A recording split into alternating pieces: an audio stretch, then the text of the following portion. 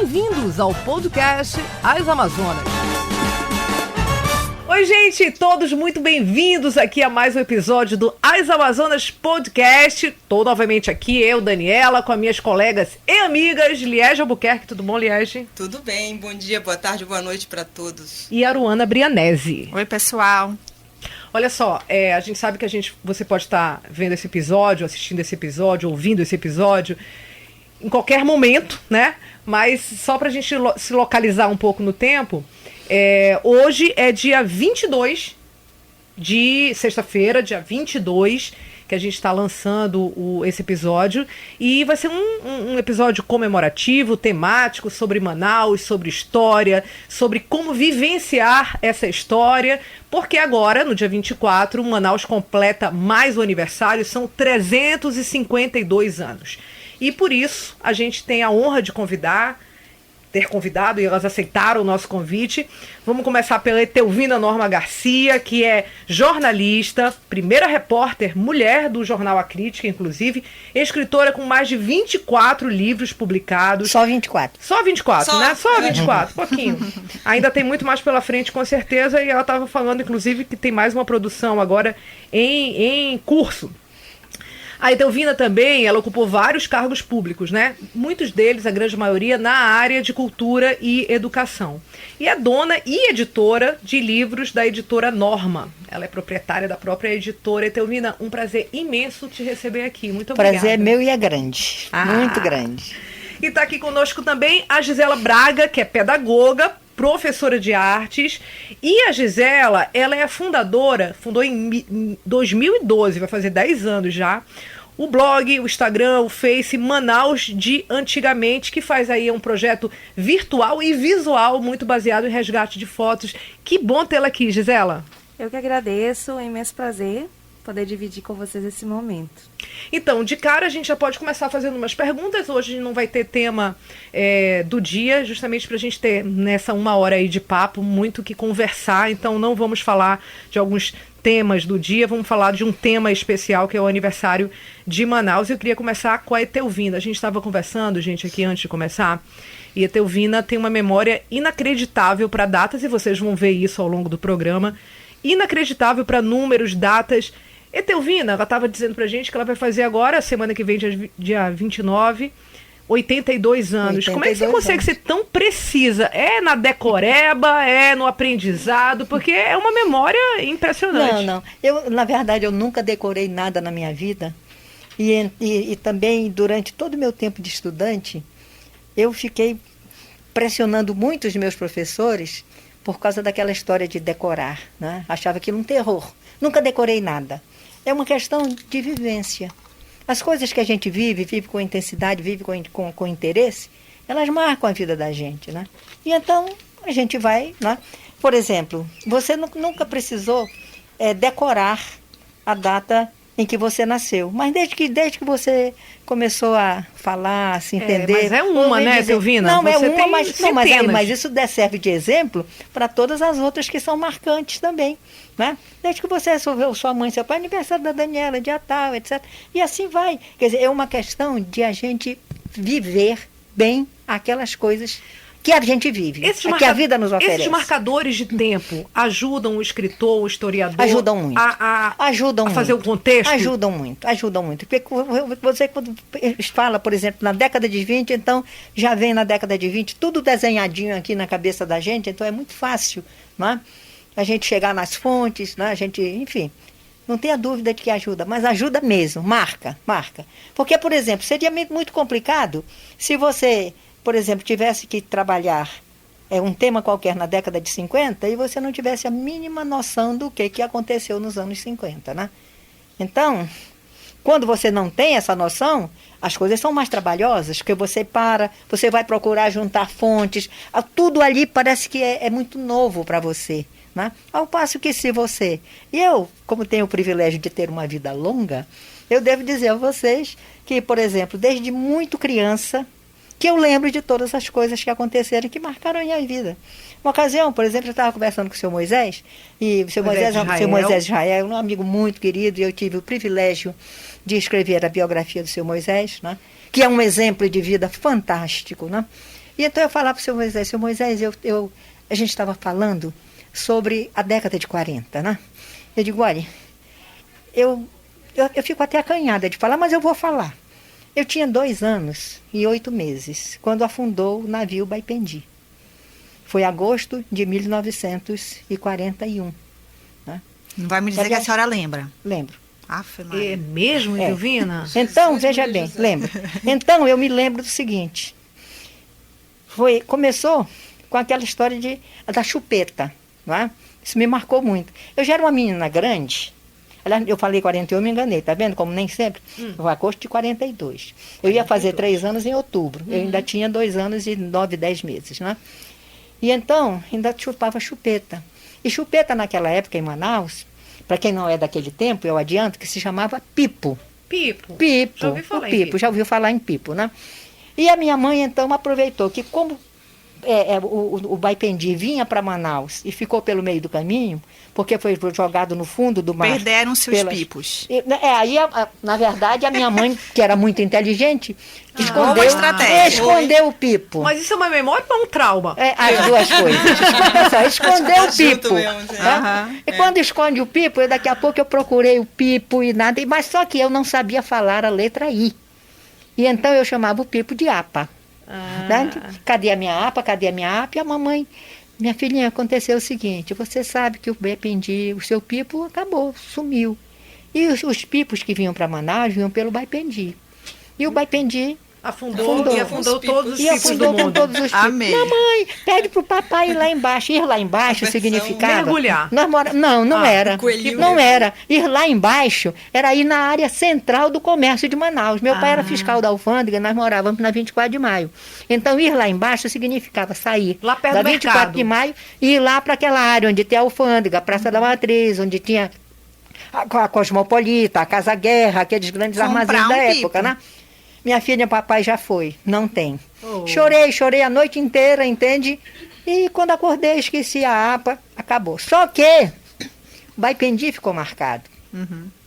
Passados uns 2 ou 3 dias desse episódio da apa, eu morava em Manaus, como moro até hoje, graças a Deus, na 24 de maio, na Vila Baipendi, que não se chamava Baipendi, se chamava Vila Itália. E como vocês sabem, durante a Segunda Guerra Mundial, a Itália compôs com os japoneses e com os alemães os países do eixo. Pois bem, então apareceram lá no portão da vila onde eu morava, os estudantes do ginásio amazonense e da faculdade de Direito. E eles traziam escada de cavalete, transferidor, régua, esquadro, uns lápis que tinham uma ponta vermelha e outra azul, e por aí vai, né? E decidiram, então, estavam ali para arrancar, para tirar, raspar, entende? Eliminar Vila Itália e no seu lugar, colocar Vila Baipendi. Falei para a mamãe, eu quero ver. A mamãe disse, não, fique aqui, chamou a Nazinha. A Nazinha era a minha ama, hoje se chama babá. E toda criança tinha em casa uma cadeirinha de vime com os pezinhos que embalançavam, etc., né? Você fica aqui com ela, minha filha, fique aqui. Você só pode olhar, não suba, não saia daí. Sim, senhora, mamãe, assim fiquei.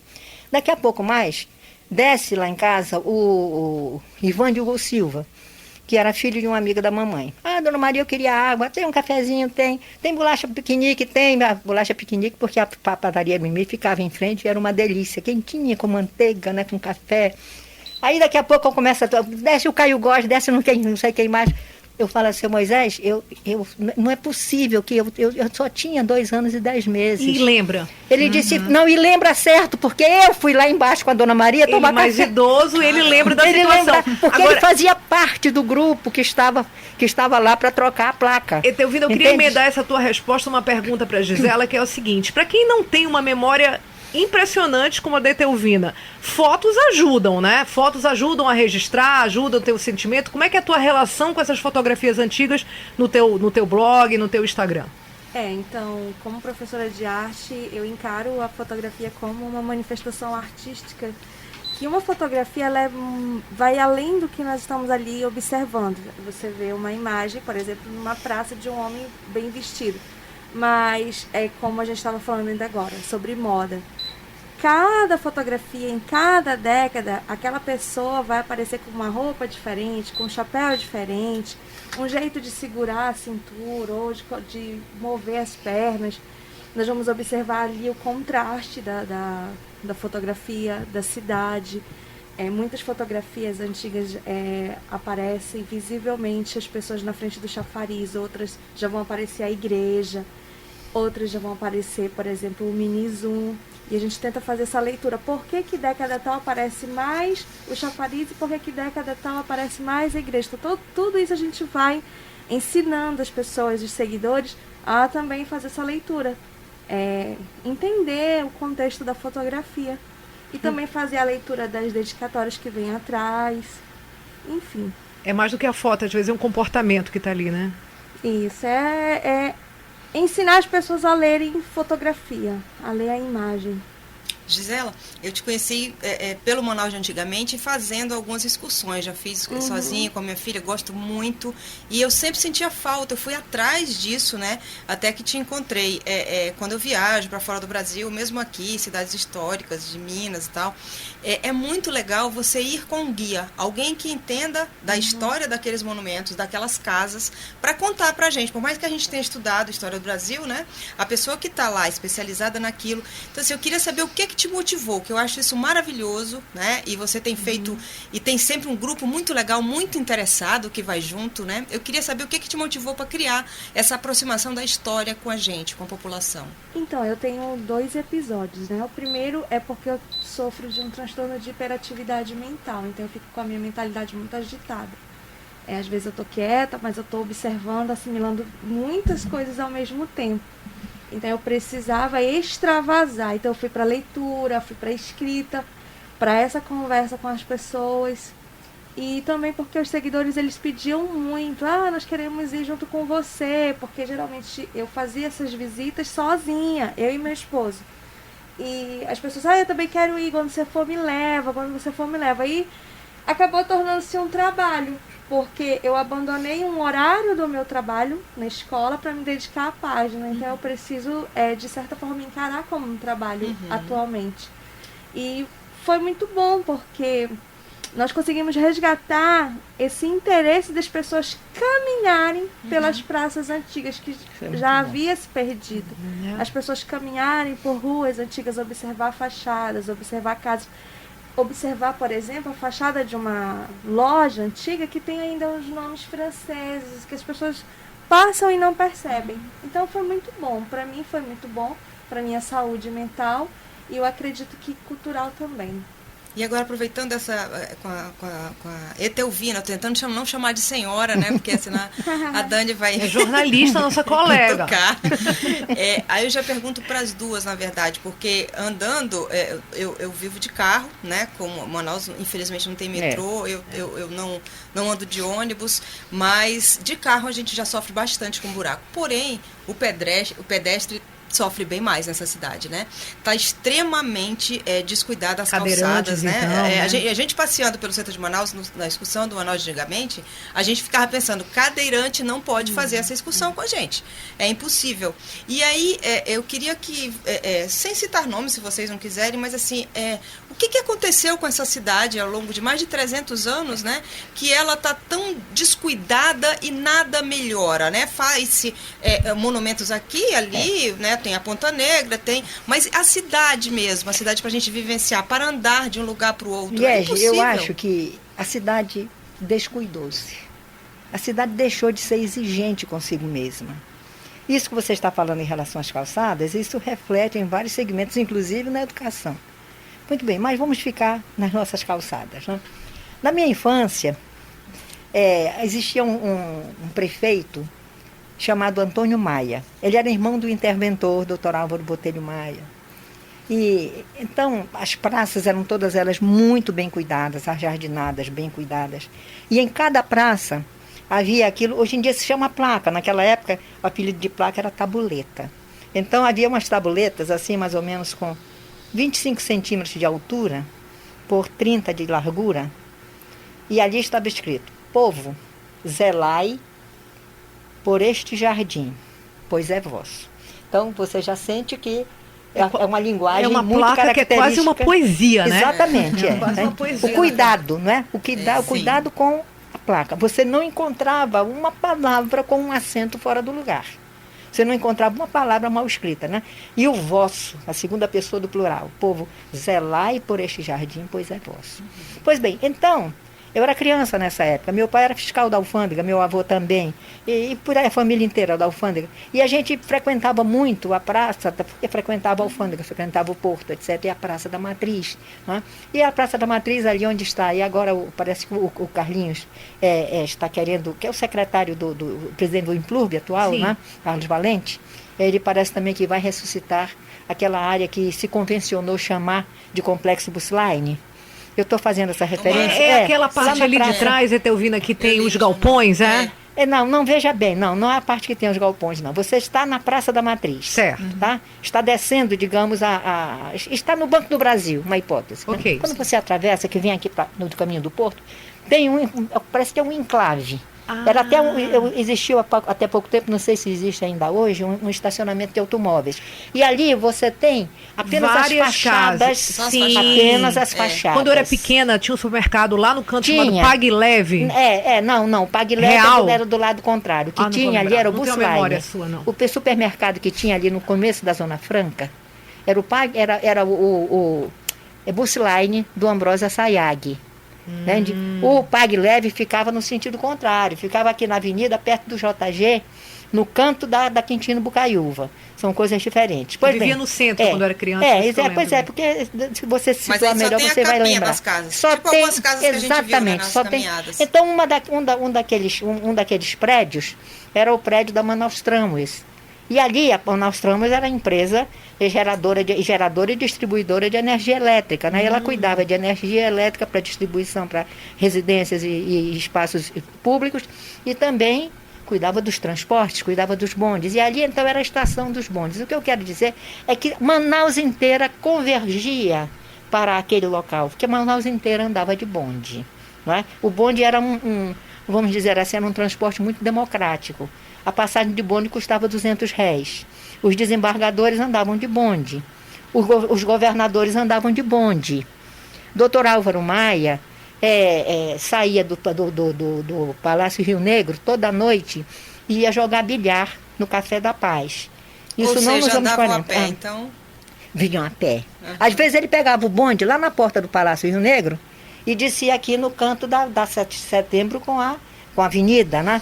E aí ele era um dos governadores mais importantes da nossa história, né? Sem dúvida nenhuma. Sem dúvida que sim. Pois bem, e a canção de Fé e Esperança, a gente fala disso em outra oportunidade, né? As ideias dele, ideias eram fantásticas. Em homenagem a ele, para quem não ele era lembra, um homem muito lúcido. É o Boulevard Amazonas, que passou a ser Avenida Senador Álvaro Maia. Senador Álvaro Maia, né? Pois bem, então o que eu quero dizer é que Manaus inteira convergia para ali. Agora, não se jogava um grão de pipoca no chão. Eu não sei se as pessoas temiam a reação do prefeito, porque chegaram até a dizer que ele disse que o povo de Manaus sua chicote, mas isso isso não está escrito em canto nenhum, não se sabe. Às vezes as pessoas indicam. Talvez seja isso. Agora, a verdade é a seguinte, deixando de lado o doutor Antônio Maia, o prefeito Antônio Maia, Teatro Amazonas. Teatro Amazonas era um bem que a gente preservava de uma forma extraordinária. Então, o Teatro Amazonas ele foi pintado de rosa. O tempo foi passando, a borracha quebrou, a riqueza acabou, né? Chegou a pobreza em vários graus, até chegar num ponto tal que não se tinha mais para onde empobrecer, nem como empobrecer. E o Teatro Amazonas foi perdendo, foi esmaecendo. Ele já estava quase branco no final dos anos 40. E nunca ninguém se aproximou do Teatro Amazonas para quebrar uma vidraça, para pichar de alguma forma, absolutamente nada. Lembro de um episódio que aconteceu, lá vai a questão da data, mas eu vi isso. Aconteceu no dia 22 de agosto do ano de 1945. Eu já era uma menina de 5 anos, já ia completar 6, né? Já estava na escola. Minha mãe, nesse dia, me acordou mais cedo, me acordou às 5h30 da manhã, minha escola ficava em frente de casa, era a escola da dona Diana de Macedo Pinheiro, mãe do padre Nonato. E me colocou no colo e disse, minha filha, você está vendo aquela fumaça negra que ainda está passando ali? Aí me contou que o edifício da Biblioteca Pública tinha sido incendiado, tinha sido destruído por um incêndio. Entende? Aquilo foi uma coisa muito marcante, não foi só para mim, foi para a cidade inteira. Mamãe, eu quero ver, quando a Nazinha for pegar você na escola, até lá os bombeiros já limparam tudo, ela pode levar você, mas você não pode ficar na calçada do lado de lá. Esquina de 7 de setembro? Aqueles cuidados de mãe, tem que ficar do lado de cá. E tudo. Falei, bem, então quando a biblioteca pública incendiou, Manaus inteira viveu uma situação traumática. Por quê? Porque a biblioteca pública era muito frequentada pela sociedade. Uhum. Tem um livro meu, que eu não me lembro qual é, eu acho que é na biografia. Deles, inclusive, estão aqui alguns deles. É na biografia do seu Isaac Sabá, em que eu mostro os dados estatísticos de consulta da biblioteca pública na década de 1920. Então, os livros mais consultados, estavam escritos em português também. Abaixo do português vinha francês, abaixo do francês vinha o inglês, depois vinha o espanhol, vinha o italiano, depois vinha o latim, depois vinha o grego. A biblioteca funcionava diariamente, desde as 8 da manhã até as 9 da noite. Aos sábados funcionava de manhã e de tarde. E Manaus inteira frequentava. Vivenciava-se, exatamente. Né? Havia aquele vínculo forte da cidade de Manaus com o colégio que você frequentava, com a sua biblioteca, com os espaços públicos da cidade. Resultado, houve de imediato uma grande campanha na cidade de Manaus, perdeu-se todo o acervo da biblioteca. Bom, então fez-se de imediato uma grande campanha. E a primeira pessoa a fazer doação para a biblioteca pública foi o interventor federal do Amazonas, o Dr. Álvaro, que tirou da biblioteca dele 2.500 exemplares e doou-os à nossa biblioteca. E imediatamente a cidade toda colaborou.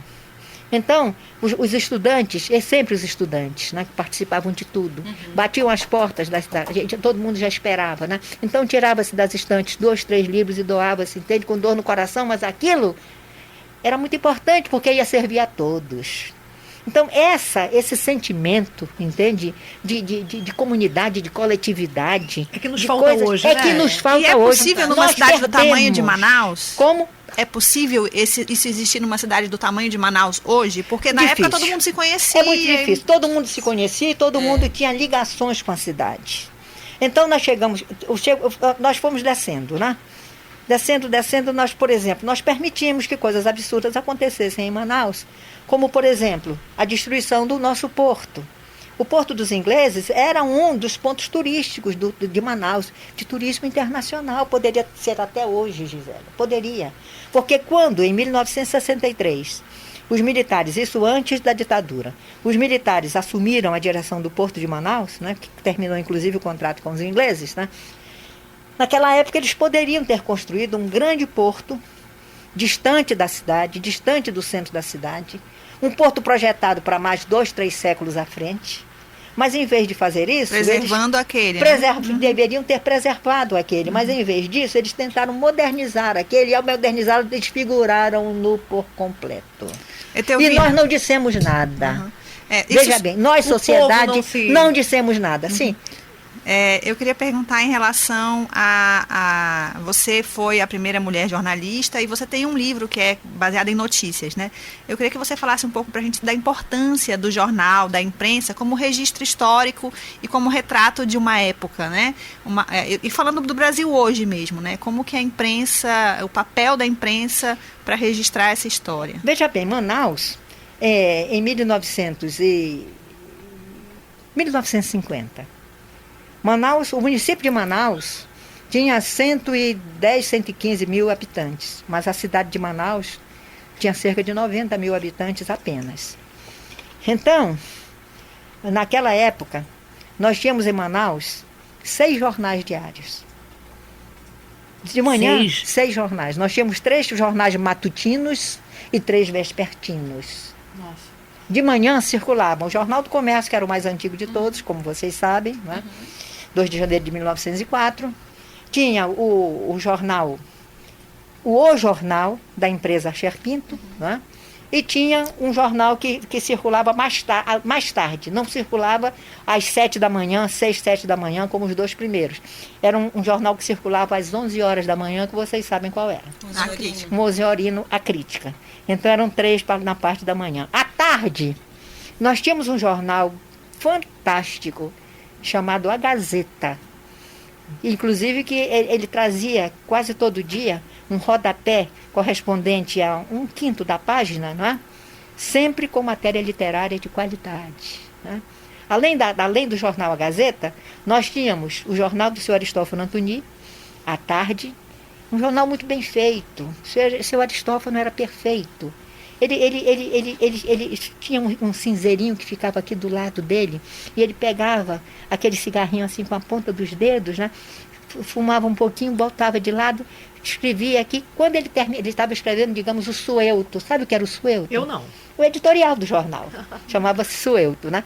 Então, quando ele terminava de escrever o suelto, ele puxava da máquina de escrever, olhava... Sabe aquele prendedorzinho que tinha, que a gente descia para a oficina? Sim. Né?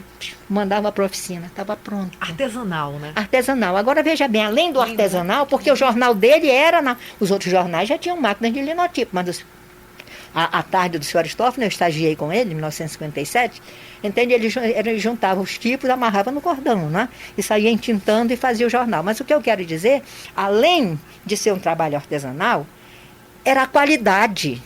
O suelto dele, o editorial dele, ele trabalhava com 3 itens. Eram 3 assuntos diferentes. Cada um deles tinha a mesma quantidade de linhas. E ele não precisava, depois que batia a máquina e tudo mais, que datilografava, não precisava fazer mais nada, estava pronto, estava limpo. E os jornais eram muito exigentes com os seus redatores. Né? Então... A cidade de Manaus, ela tinha voz. Agora, é claro, como era uma cidade muito pequena, você tinha desde assuntos os mais importantes possíveis, como, por exemplo, a importância da descoberta do petróleo de Nova Olinda, no dia 14 de março de 1955. Aqui é um dos livros. Aí um dos livros Aqui, um dos livros é este, né? Pois bem, e que o New York Times chegou a dizer que o episódio da descoberta de petróleo em Nova Olinda só encontrava paralelo na descoberta dos grandes depósitos de petróleo no Oriente Médio. O presidente da República estava aqui, Café Filho na época, aquele que sucedeu Getúlio Vargas, né? Para mostrar que o Brasil ia se tornar autossuficiente em petróleo, e por aí vai, desde os assuntos de grande magnitude, digamos assim, como os assuntos menores. Quem faltava aula no Colégio Dom Bosco, quem faltava aula no... Ia parar no jornal. Mentira, era verdade. Saía o nome. Eu não sou dessa época. Você não é dessa época. Entende? Então é isso. É verdade, a imprensa era muito ligada à vida da cidade. Olha, o rádio era uma coisa fantástica, entende? Pois bem, mas então, eu estava falando dos jornais que circulavam amanhã, eu não completei a tarde. A tarde, além da tarde do Sr. Aristófano Antoni, além da Gazeta de que eu já falei, nós tínhamos o Diário da Tarde, que era a edição vespertina do O Jornal da empresa Scherpinto, que era a empresa que realmente detinha a maior quantidade de leitores. Quer dizer, eles tinham 2 jornais, um de manhã e um de tarde. Um de manhã e um de tarde. Incrível. Porque, né? às vezes, com licença, Pois desculpa. Poderia, nesse intervalo, acontecer alguma coisa. Acontecer algo e precisava noticiar. Mas houve um momento em que eles se perderam. Veja bem, dia 5 de fevereiro de 1952, houve a chacina do Delmo Pereira. Né? A chacina do Delmo Pereira foi dia 5, do caso Delmo. Né? No dia seguinte, os jornais todos vieram, lógico, as manchetes só podiam ser Delmo. Né? A Crítica, pela primeira vez, saiu com 2 edições.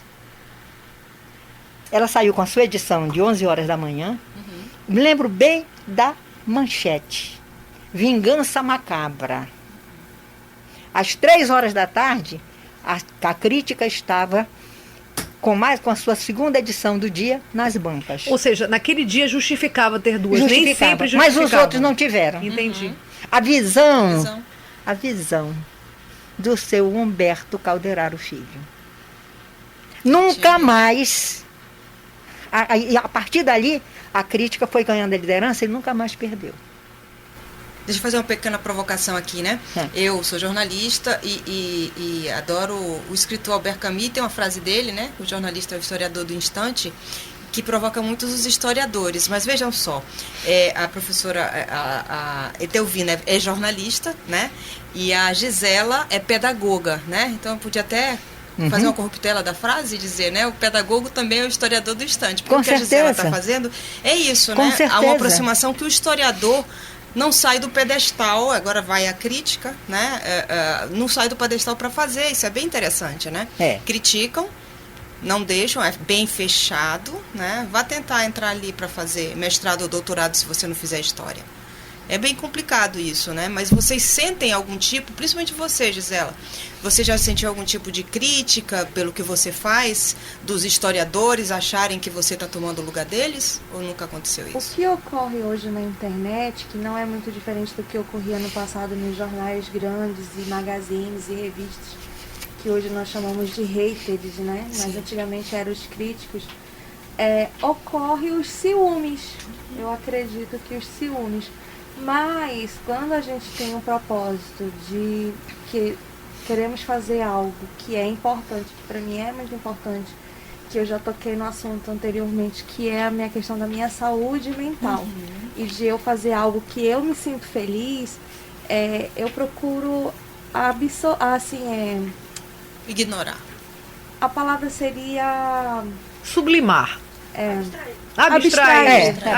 Obrigada, eu procuro abstrair porque eu acredito que quando a gente não conhece as pessoas pessoalmente, as pessoas elas podem ter uma série de pensamentos sobre você que às vezes até nem são verdadeiros, né? A gente não conhece pessoalmente, então eu acredito que as pessoas, a partir do momento que me conhecem e que entendem que o meu propósito não é corromper a história ou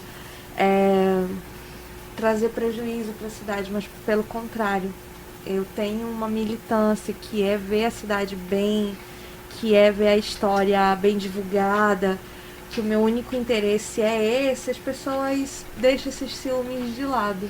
Que bom. Eu acho que o historiador ele tem o ciúme, né, que em todas as áreas nós vamos encontrar pessoas com ciúmes. Em todas as profissões, né? Você acaba ficando em cima da sua profissão. Mas a gente abstrai.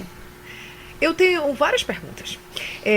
Eu tenho muitas dúvidas, Etelvina, e eu acho que é dúvida de todos. A gente não sabe, às vezes, o que faz parte da história, o que é uma fake news de 100 anos atrás, né? O termo moderno. Que virou história, né? Às vezes virou história. Às vezes a fake news vira história, né? Vamos nas fake news?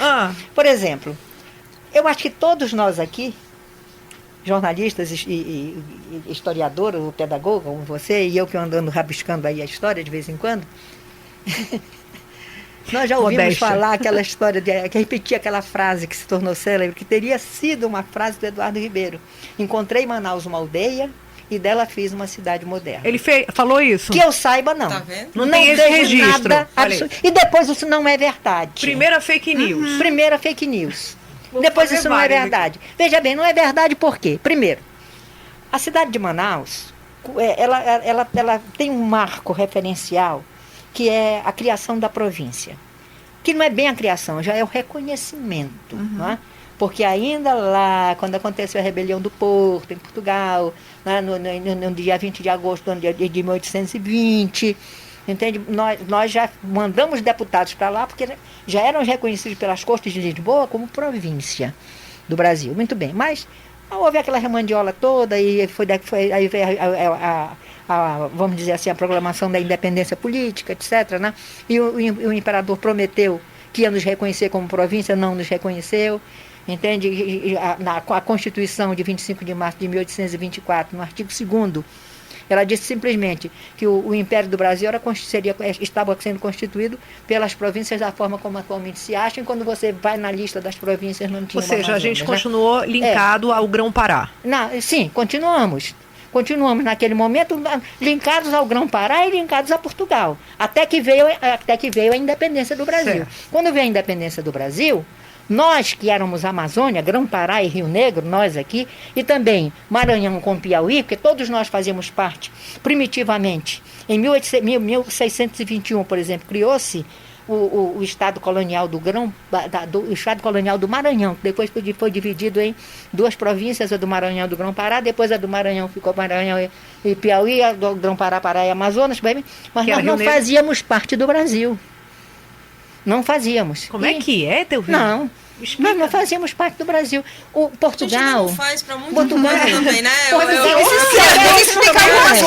Até hoje não faz. Oficialmente Então veja, o que aconteceu é o seguinte: Portugal tinha 2 estados coloniais na América do Sul, o Brasil e a Amazônia. Por quê?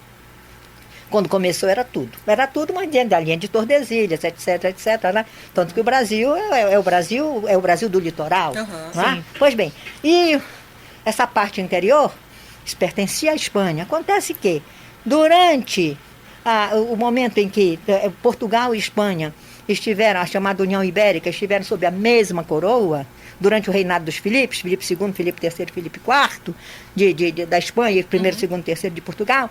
Então, naquele momento, desenhou-se um novo modelo de ocupação dessa parte ocidental, que pertencia à Espanha. Mas que, como a Espanha era dona de Portugal, então o rei da Espanha mandou que os soldados portugueses cuidassem de expulsar os concorrentes na empreitada da colonização, outros concorrentes europeus, que eram, no caso, franceses, holandeses, ingleses e tudo mais, né? Expulsaram primeiro os franceses do Maranhão, vieram para cá, e aí surgiu esta cidade de Belém. Blá, blá, blá. Bom, mas vamos ser bem objetivos, porque o nosso tempo é curto. Então, a realidade é a seguinte: Filipe II, vendo o resultado negativo do modelo de ocupação do Brasil por Portugal, que foi com base nas capitanias hereditárias, ele criou capitanias reais. Criou 2 capitanias que pertenciam ao rei. Não pertenciam aquela colônia. Não pertenciam a donatários. Como não tinha, cada colônia tinha um dono. Sim. Então aquele não deu para ninguém. Depois houve capitanias hereditárias? As capitanias hereditárias ficaram lá no Brasil. Ele não quis esse modelo. Entendi. Então ele pegou esse pedação todo que não se sabia até onde ia parar. Que é a Amazônia. Não é isso? E então criou o grande estado colonial do Maranhão, 1621. Foi instalado em 1626. E aí então, daqui a pouco mais a coisa vai evoluindo, chega até naquela parte que eu falei que era lá. Bom, durante todo esse período, até chegarmos a 1822, essa parte nossa todinha aqui, que tinha pertencido primitivamente à Espanha, mas o rei deu uma cochilada, botou na mão dos portugueses, pensando que ele ia ser rei de Portugal e de Espanha ao mesmo tempo por toda a vida, ele e os seus sucessores. Então, daqui a pouco, quando viu os portugueses... Acabou-se a União Ibérica em 1640. Achava que estava em casa, só que não. Os portugueses já tinham tomado conta de tudo, não é isso? E no final das contas resultou nisso. Mas então Portugal tomou o lugar da Espanha, veio o tratado, como vocês sabem, de 1750, que é o Tratado de Madrid. Depois do Tratado de Madrid, em 1777, já veio o Tratado de Santo Ildefonso. Não vamos parar aí, mas enfim, para definir limites. O que realmente vencido... Rapaz, essa memória é prodigiosa. Eu gosto muito de história e de política, que são irmãs. Eu sei o que é o Tratado de Madrid. Agora, se você me perguntar o ano de Tratado de Madrid, não dá. Mas tem que saber, porque veja bem, eu estou vendo como é que as coisas aconteceram. E tem períodos para isso. Se você não pegar esses períodos, você vai acabar se perdendo. É o que acontece com a gente, normalmente. Pode ser. Entende? Então, quando nós chegamos na hora da independência do Brasil, nós já tínhamos, por exemplo, consciência política, não aqui, mas lá no estado do Pará, sim. Né? Então, por exemplo, nós tínhamos o Filipe Patroni, Filipe Alberto Martins Patroni, que era estudante de Direito lá na Universidade de Coimbra, acho que era paraense, né? E que se encantou com os objetivos da rebelião do Porto, porque ele imaginava que dali surgiria realmente Portugal, seria, afinal de contas, enfim, o rei de Portugal teria freios, não é isso? Pois bem, e as coisas mudariam, mudando lá, mudavam para cá. Ele veio para fazer a campanha da rebelião do Porto aqui. Fez a cabeça de todo mundo, que a dele já estava feita, né? Só que quando ele chegou em Portugal, na hora em que Portugal votou a Constituição do Brasil, a Constituição deles, Portugal, a Constituição política deles, o Filipe Patroni descobriu que o que Portugal queria mesmo em relação ao Brasil era recolonizá-lo. E aí começou a consciência nossa, entende? Começaram a misturar as coisas, entende? O que o Brasil pensava, já encontrava de certa forma eco aqui na região do Pará e Amazonas. Quer dizer, por quê? Porque o Pará e Amazonas já estava querendo era se desligar de Portugal, né? E se juntar ao Brasil. Mas acontece que Portugal também não ajudava, porque a proposta de recolonização era muito forte. Então, no frigir dos ovos, o grupo paraense que não aceitava a recolonização, entende? Ficou do lado do Brasil. Mas o grupo que não estava nem aí, que era exatamente o pessoal que mandava, que eram os grandes proprietários de terra, que eram aqueles que não queriam abrir espaço para os pequenos, nem para os pequenos empresários, independente de cor ou de credo, nem para negros, caboclos, entende? Não tinha direito a ter uma taberna, poder, enfim, de ganhar a vida. Aí vai desembocar na cabanagem, né? Que se a gente for falar, não acaba hoje. Né? Mas a verdade é que por conta disso, só para fechar, por conta disso, vocês vão de entender que quando aconteceu a independência do Brasil, o imperador disse que ia nos reconhecer, não reconheceu, e nós então não ficamos com o Brasil, nós continuamos com Portugal. Até que houve uma remandiola aí que eu não vou contar, não é isso? Bom. Vai, Aruca, eu também quero saber quero em relação muito assunto e muita história. É muito assunto e muita história, né? Mas assim, em relação à história de Manaus. Sim, então voltando. Então veja bem, então voltando à história de Manaus. Então a verdade é a seguinte, nós aqui fazíamos o que o pessoal do Pará pensava e dizia. Mas a minha pergunta é, se a senhora pudesse escolher um momento da história de Manaus, para que a gente diga para o nosso ouvinte, esse momento foi crucial, da província foi fundamental. Uhum. Foi fundamental pelo seguinte, o imperador, que já era o Dom Pedro I ainda, né? Logo depois dessa questão aí da proclamação da independência, né? Ele resistiu muito à abertura do Rio Amazonas. Não queria ninguém no Rio Amazonas porque tinha medo de perdê-lo.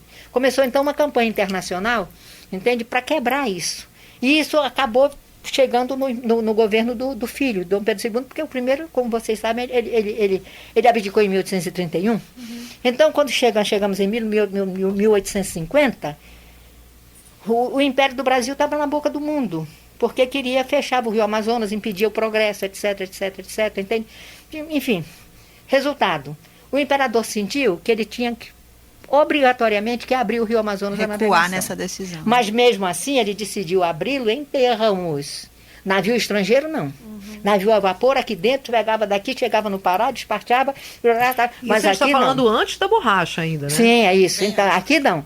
Mas então, como ele teve que abrir o Rio Amazonas à navegação a vapor, ele ao mesmo tempo sentiu que finalmente ele tinha que criar a província. Porque ele tinha que criar uma base administrativa. Tinha que criar uma base administrativa para poder assegurar ao Brasil os seus direitos sobre a Amazônia. Mas a primeira capital foi Barcelos. Sim, mas isso ficou lá atrás, já estamos em 1850. Barcelos foi instalada no dia 7 de maio do ano de 1758. Era a capital da parte do Rio Negro e daquela província. Era a capital do que hoje constitui o estado do Amazonas.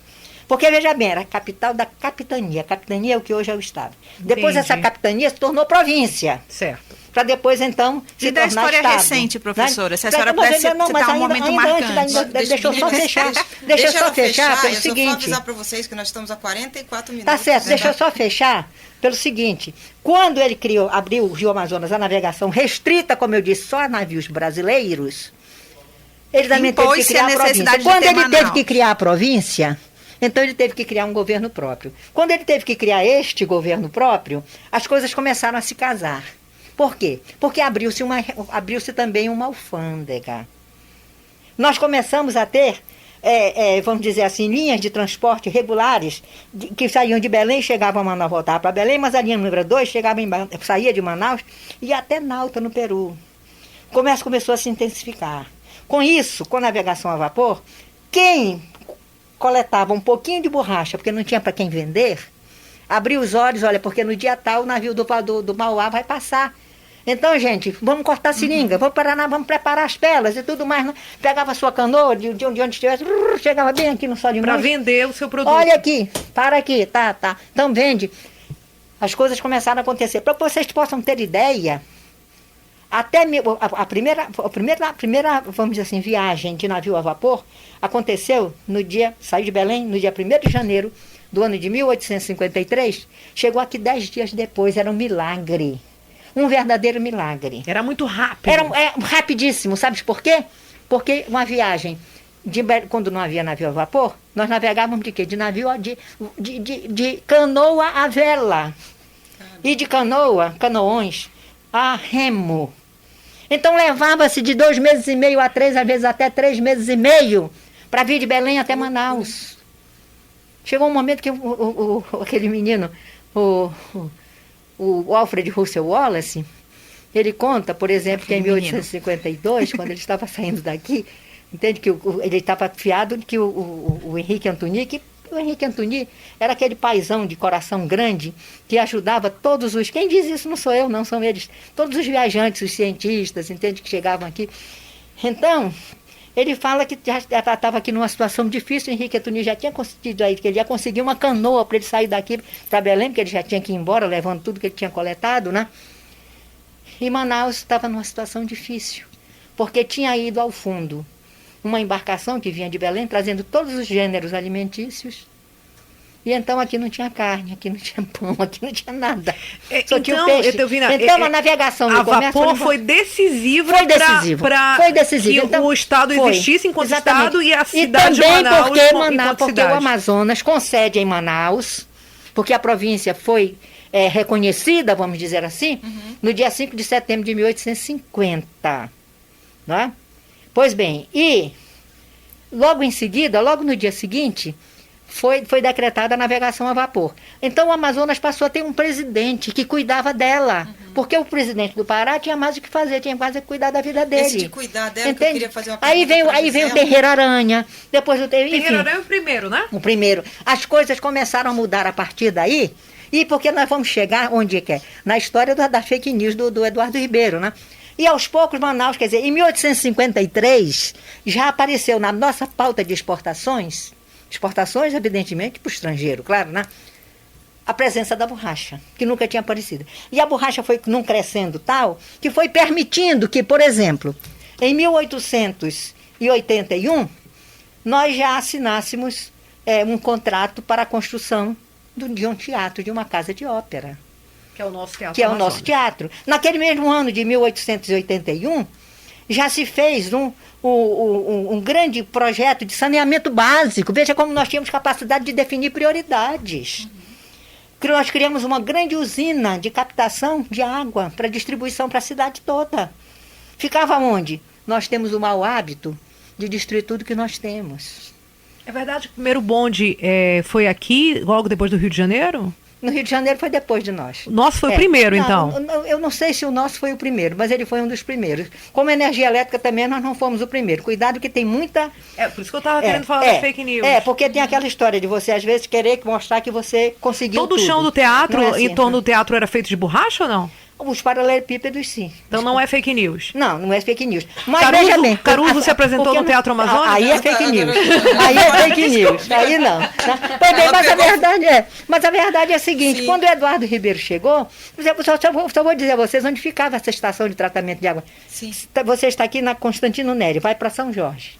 Assim que você passa a ponte de São Jorge, você olha para ali, Tem um beco que sobe ali, então aquela Rua da usina era uma coisa Cachoeira. fantástica. Nós passamos a ter água na cidade inteira. Usina Cachoeira, entende? isso? É da Rua da Cachoeira Cachoeira. Grande. Rua da É a Cachoeira. Rua da Cachoeira, que hoje é um lugar que você não deve frequentar, não, porque tem muito xeracola, muito, bom, não. muito disso, não é? Essas coisas aí, não é o pobre do xeracola, até que não é o caso, né? Mas a verdade é que tem um banditismo por lá que também tem que ter cuidado, né? Pois bem, então, nós começamos, daqui a pouco nós compramos o prédio em final de construção do Custódio Pires Garcia, onde hoje foi o quartel da polícia e hoje é como é que chama? Palacete O Palacete Provincial. Daqui a pouco mais, nós conseguimos, o imperador, melhor, A o nossa presidente primeira da escola do província Seminário começou São a fazer, José. começou a fazer uma campanha grande para que a gente pudesse ter uma catedral, porque a nossa pequenina igrejinha lá do lado do Pegou forte fogo, né? pegou fogo em 1850. Começamos a construir a catedral. Daqui a pouco mais, nós tínhamos um colégio fantástico, maravilhoso, que era o colégio estadual, porque o seminário foi a primeira escola de nível secundário. Ela foi criada ainda em 1848 pelo bispo do Pará. Foi fantástico. Nós não tínhamos onde colocar os meninos. E mais, quando o Terreira Aranha chegou aqui, nós só tínhamos escola para meninos. As meninas Meninas não podiam estudavam? estudar. Não. Olha aí, Amazonas. Aí, então, foi que houve a primeira professora de escola pública feminina, porque já havia escolas públicas, mas só para meninos, só masculinos. A primeira professora foi a dona Libânia Ruiz Ferreira, que traduzindo ficou, ela é filha de espanhol, ficou lá, Tem uma Libânia rua Rodrigues Ferreira. em homenagem a ela. Tem homenagem a ela. E ao marido, que era o seu Marçal. O seu Marçal Ferreira. Enfim, esse é um casal fantástico, mas a gente conversa na outra hora. A verdade, então, é a seguinte. A verdade é a seguinte. Quando foi proclamada a República, que caiu o Império, nós já tínhamos o Palacete do Tesouro, nós já tínhamos a Catedral, nós já tínhamos o ginásio, nós já tínhamos o Paço Municipal, essa coisa fantástica, que é o neoclássico mais puro, mais lindo que nós temos em Manaus. Hoje, graças a Deus, ele é sede, foi sede da prefeitura há muito tempo, hoje é sede do Museu da Cidade. Não é isso? Pois bem, então, nós já tínhamos o Armazém 15, que hoje é considerado uma relíquia. Manaus do ferro nasceu no da Brasil, Bernardo né? Ramos mesmo? Não, mas não nasceu na Bernardo Ramos. Não? Essa é outra conversa fiada, não. Olha aí, outra fake news. Vamos raciocinar? Vamos raciocinar? Veja bem, onde é que foi construído o Forte de São José do Rio Negro? Ali atrás, onde Ali é atrás, o... a repartição do tesouro. Exatamente. O Palacete do Tesouro. Isso. Palacete do Tesouro. Que era de Muito bem. madeira, né? Não. Não era de madeira, outra fake news. Eu jurava que o Marcos era perto da água. Calma. Né? Então, Manaus... Houve dois, veja bem, nós estamos falando em Palacete do Tesouro, tá? O primeiro palácio de governo, que foi construído pelo Lobo da Almada, quando ele trouxe de Barcelos para o lugar da Barra, a capital da capitania, não é isso? Então ficou, sabe onde é o Museu do Porto? Sei. Então, ali onde está o Museu do Porto, e andando um pouco mais para cima, mais ou menos até onde está a caixa d'água, ali ele construiu um palácio, que era de palácio, só tinha um nome, porque era no lugar onde trabalhava o governador e morava, tinha que ser palácio, né? Entendi. Mas era um grande casarão coberto de palha. Palácio de governo. O que eu estou Olha só. falando é no lugar do Forte de São José do Rio Negro, né, que virou cinzas, que também virou cinza no momento em que os meninos lá do seminário, né, jogaram uns foguetes no dia de São João e ali tinha um monte de pólvora, era uma bomba preparada, né? Pois bem, então, Manaus nasceu onde era a Secretaria da Fazenda. Localiza a Secretaria da Fazenda? É atrás do Paço, é? Não. Ilha de São Vicente? Não. Ih, me perdi. Não. Veja bem. Sabe onde é o Museu do Porto? Sei. Você está bem aqui na esquininha do Museu do Porto? Em vez de você olhar assim para frente, você olha só um pouquinho mais adiante, que você vai ver uma casa linda, em estilo português, em 2 pisos, cheia de janelas. Ali era o passo, ali era o forte. Então ali foi construído. Então ali foi a primeira que era o edificação forte, da cidade, é isso? Foi. E dali a cidade começou a crescer. Começou a crescer como? Ela saiu dali e fez uma rua. Uma rua, de qualquer maneira, tortuosa como seja. Se chamou de Deus Padre. Aí, pro lado direito, onde hoje tem aquela rua onde está o IFAM, sabe onde é a sede do IFAM? A Rua do Deus Filho. E onde é a Tamandaré? A Rua do Espírito Santo. Ali era um grande cemitério indígena. Manaus Então, é um grande cemitério. nós nascemos em cima de um cemitério. E então, o que aconteceu? O colonizador foi colocando as suas botas em cima das igaçabas, destruindo, né? Escravizando os nossos tarumãs, que foram, na verdade, os construtores do forte, que foram, na verdade, os construtores da primeira grande igrejinha, né? E aí, então, veja bem, Manaus nasceu ali. Essa é Rua do Deus Padre, Rua do Deus Filho, Rua do Espírito Santo, e a grande praça, onde hoje está a praça da prefeitura, Praça Dom Pedro II, tá?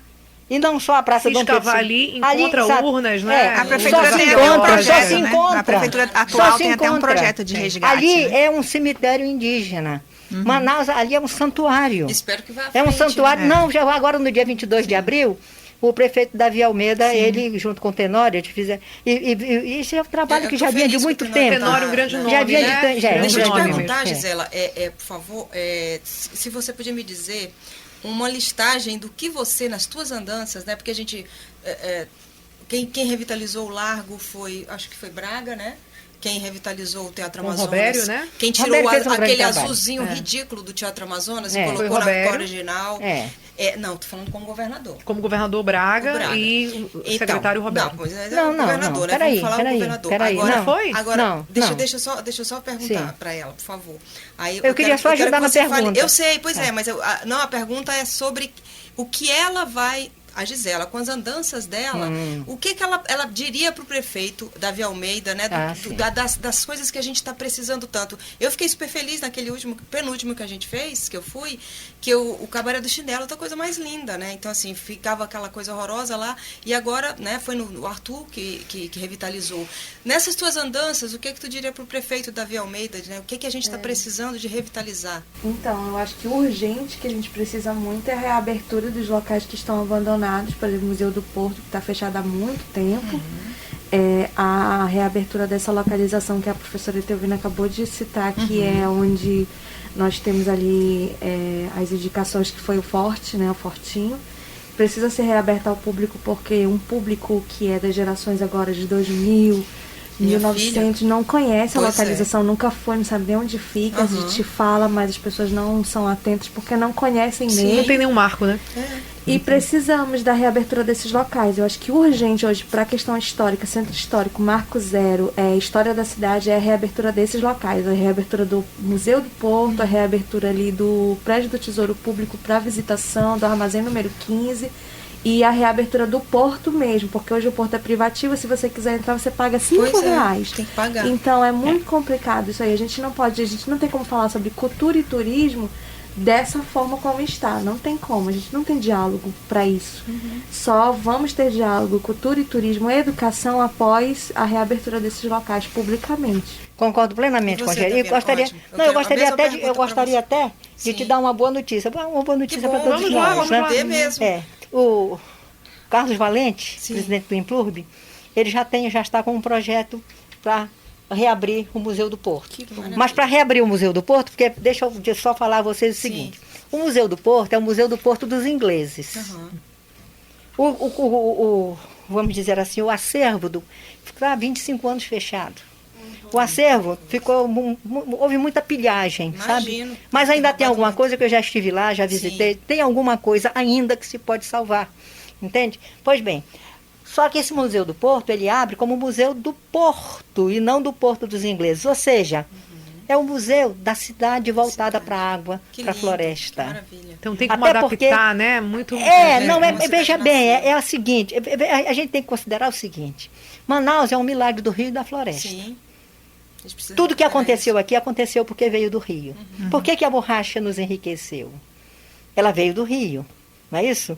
Agora, acabamos de falar da importância da navegação a vapor. Isso. Por que a navegação a vapor foi um dos elos da cadeia produtiva da borracha? Porque nós tivemos vários elos. Né? Acima de tudo, ou primeiro que tudo, a matéria-prima, que foi a natureza quem nos deu. Tá?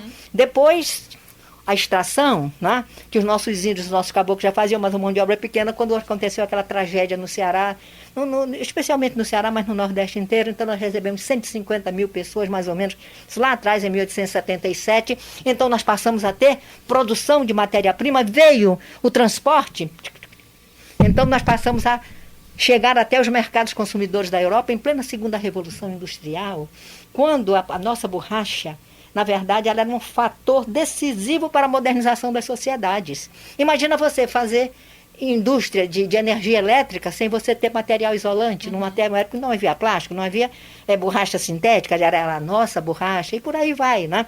Então, matéria-prima, mão de obra, transportes e capital. Porque na medida em que a borracha começou a tomar pé, entende? No mercado internacional, isso, os grandes capitais da Europa, primeiro e depois da Europa e dos Estados Unidos, convergiram para Manaus. E nós então passamos a ter aqui não apenas a produção da borracha, mas todo um suporte de cidade que foi crescendo, né? E que foi tomando, vamos dizer assim, foi tomando conta do mundo. Porque a nossa borracha passou a alimentar o progresso no mundo civilizado de então. Né? E aí, então veja você, tudo isso aconteceu por quê? Chegou até Manaus como? Chegou pelas águas, chegou pelo porto. O porto de Manaus não nasceu como os ingleses. O porto dos ingleses foi uma coisa fantástica, maravilhosa. No momento em que a borracha dominava o mundo, os nossos navios, os transatlânticos da época, vamos dizer assim, paravam lá no meio da Baía do Rio Negro. As senhoras com vestidos longos, né, chapéus, os homens todos de casaca, sei lá, como chama, bengala, né? Saíam dos grandes transatlânticos, colocavam em botes, vinham lá e chegavam bem aqui na rampa da Imperatriz. Todo o material que vinha da Europa era jogado em embarcações pequenas para chegar até a rampa dos Catraeiros. Então, Manaus teve necessidade de fazer esse Porto Grande, que é importante. Porém, o que este projeto novo, que o Carlos Valente está interessado em fazer, e eu dei alguns palpites a ele, vem exatamente nessa trilha, entende? Maravilha. A Manaus, o Porto de Manaus, que veio do... O Porto de Manaus nasceu quando chegou o construtor de Fortes, que amarrou o canoão dele na primeira árvore que encontrou. Ali já serviu como porto. Já serviu de Olha, porto. é sensacional. Então é nesse nível que a gente vai fazer esse museu, se Deus quiser. É sensacional a gente ouvir tudo isso. Eu acho incrível assim, as falas de vocês, porque a Etelvina dá uma base muito grande, né? E a Gisela acaba trazendo o quanto é importante para essas novas gerações. Até também, porque através de rede ela social, trabalha com o conhecer. sentimento, ela une o sentimento à técnica que ela tem. Né? Então ela consegue fazer essa coisa bonita, que ganha vida. É sensacional. É uma E coisa que ganha vida. eu queria Parabéns, muito Gisele. falar aqui para a gente Muito bacana, encerrar muito bom. dos livros, de alguns deles, né? Dos livros da Etelvina, para a gente encerrar. E eu já vou emendar meio que na minha dica, né? A gente sempre, a gente no final do programa que a gente está acabando agora, a gente tem algumas dicas. Dos livros dela todos, eu não li todos, são 24, são muitos. Esse aqui eu não conheci agora, Os Pequenos Detetives da História, achei sensacional pela ideia de ser revistinha, né? E não é só para crianças, como ela estava dizendo, é criança para de todos. todas as idades. A Liege tinha me apresentado semana passada esse aqui que eu não conhecia. Eu ganhei na época que a Prefeitura do Serafim fez em capa dura, né? Foi 2005. Isso. Esse livro é de 2005. Mas Depois eu vou dizer para vocês como surgiu esse livro. Eu quero dar como dica esse livro aqui, O Amazonas em 3 Momentos, que a Etelvina me presenteou quando eu fiz a série sobre a borracha. Exatamente. Né? Em 2013, vai fazer aí já 9 anos. E eu acho sensacional a edição dele. Eu sou apaixonada por fotos, mapas antigos. E ele tem uma edição muito... Magética, nossa, né? muito delicada e sensacional. E ela estava me falando agora, me relembrando, que a edição é dela mesma, né? Não só os Tudo textos, mas a pesquisa fotográfica e a própria edição. Esse livro ele é vendido na própria editora dela, que é Norma. O nome é Etelvina Norma, então ela... Etelvina Norma Garcia, a editora é Norma. É Norma Editora. E de todos Como eu não uso Norma no nome, né? Botei pra editora. De todos os livros, eu confesso que esse aqui é o meu... Norma, né? Esse aqui é o meu preferido, porque a questão de imagem dele e de acervo fotográfico e mapas. E aí toda a você parte tem sensacional. você faz uma visita ampla. É uma viagem, realmente. Uma viagem pela história do Amazonas. Então, eu acho né? que essa aqui é a minha dica da semana. Depois vai estar no Instagram, nas nossas redes sociais, o Amazonas em 3 Momentos. Eu super indico aí o livro da Etelvina Norma Garcia, pela editora Norma. Muito obrigada. A minha dica é o Manaus de antigamente. Não só seguir o Instagram, como fazer as excursões com a Gisela, que são maravilhosas, né? Minha filha já foi comigo em 2, a gente Eu quer quero ir ser para convidada outras. para uma excursão. É muito, Como muito, eu não muito, uso muito redes bom. sociais, eu não fico sabendo Mas a quando gente é vai que conversar pelo WhatsApp. a gente vai conversar pelo WhatsApp. Então, a minha dica é o Manaus de Antigamente e as excursões. Aí, quando eu for dar minha dica, eu já anuncio qual vai ser a próxima que a Gisela vai fazer. Então, nós vamos ter agora dia 24, para a comemoração do aniversário de Manaus, nós vamos visitar a Praça Dom Pedro II, vamos falar um pouco ali sobre as casinhas antigas, vamos falar um pouco sobre o hospital, o antigo hospital, que hoje é um local ali ocupado pela Marinha. Vamos falar um Que pouco... vem lá do Templo de Lobo da Almada, aquela é uma porção do Exatamente. Templo de Lobo da Almada. Vamos falar um pouco sobre o antigo fortinho, vamos passar pela Matriz e terminar no Teatro Amazonas. Então, assim, é para as pessoas que gostam de fotografar. Quer fotografar em Manaus? Essa é uma oportunidade. Perfeito. Minha dica é visitar o Teatro Amazonas. Quem ainda não conhece, precisa conhecer, né? Quem é de Manaus, tem muita gente que não conhece porque não teve oportunidade. Se vire nos 30 para tentar fazer essa visita. As visitas só estão acontecendo mediante agendamento por conta da pandemia, mas elas estão acontecendo. Então, visitem, conheçam a história, que vale muito a pena. A professora lembrou aqui que mesmo nos piores momentos da cidade ele foi preservado, porque as pessoas identificam como o nosso ícone, né? Só Continua teve o problema sendo. de pintar de azul. Quem foi, aliás? Olha, foi na grande restauro que houve, foi o primeiro grande restauro que houve no Teatro Amazonas. Década de 70? Em 1974, no governo do João Walter de Andrade. Que coisa horrorosa Entende? aquele azul. Ficou Então, feio, aquele- mas agora já está lá original, voltou, do jeito voltou que a era ser, quando foi construído, e voltou vale a como pena. estava. Voltou a ser como estava, né? Era isso que eu queria esclarecer naquele momento, né? Não, Foi lá perfeito. naquele momento que foi 74. E ali durou pouco tempo, porque logo depois já foi, eu acho que foi no primeiro governo do Amazonino, que houve Foi uma 2002, complementação. salvo engano. Não? Que teve que pintaram Pra novamente de ficar rosa? rosinha? Acho que foi 2002, né? 2002, mas não tenho certeza. Mas a gente checa. A gente checa isso, né? Porque o Amazonino, Checa e o Amazonino coloca foi na o tua primeiro dica, governo dele foi né? de Quando for 87 a botar a tua 91. Não sei, a gente precisa checar isso. Perfeito. Né? Precisa É checar, isso. né? Então essa é a minha dica. Sabe, e Agora- eu queria só complementar uma coisa. Ainda hoje, infelizmente, tem muita gente que se sente afrontada pela suntuosidade Pela do teatro. suntuosidade do teatro, As tem. pessoas É nosso, ainda né?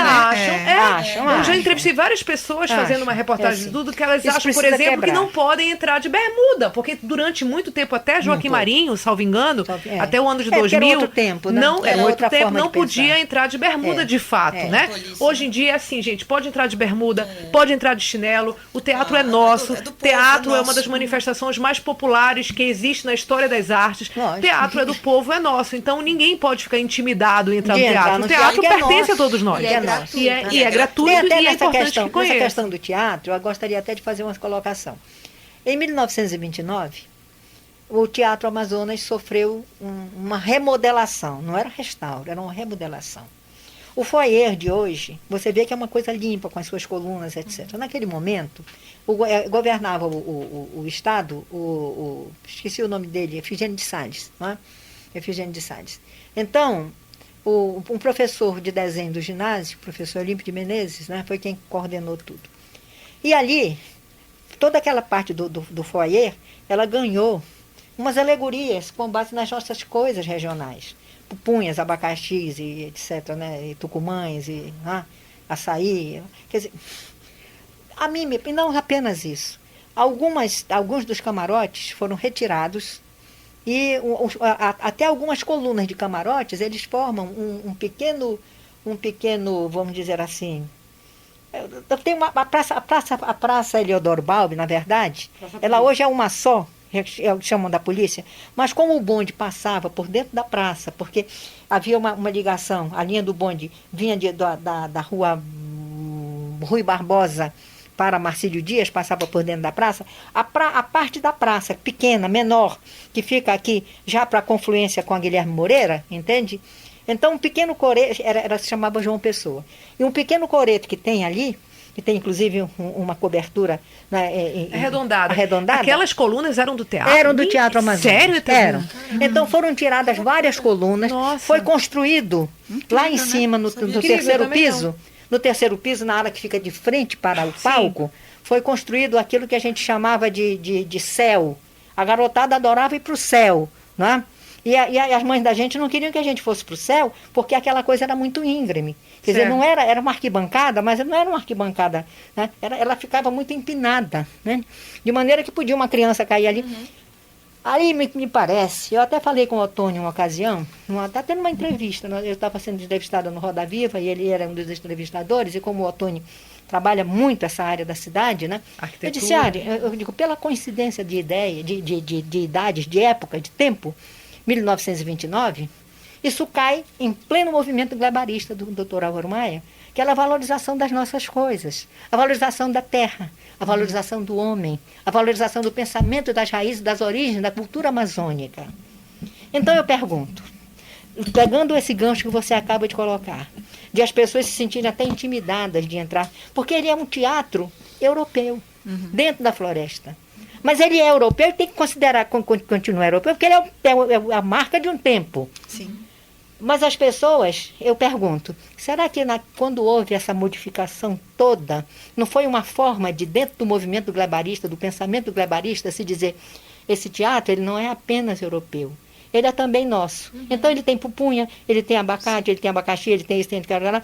O povo pode entrar, o povo pode entrar. Leitura muito interessante. Pode ir lá para cima, isso precisa ser pesquisado. Está na minha cabeça, mas ainda não pesquisei. Porque tem uma coincidência de Já tempo. vou comprar esse próximo livro, então. Gente, é uma ideia. Muito. Até porque, veja bem, o movimento glebarista do Dr. Álvaro Maia foi uma coisa fantástica, mexeu com a cidade inteira. E o que é importante, fez nascer a primeira liderança autêntica, porque veio de dentro do povo, que foi a liderança do Dr. Álvaro Maia. Até hoje nós padecemos disso. É jornalista ele, né? Precisamos. Também. Ele era jornalista, ele era um poeta notável, ele era um romancista, olha...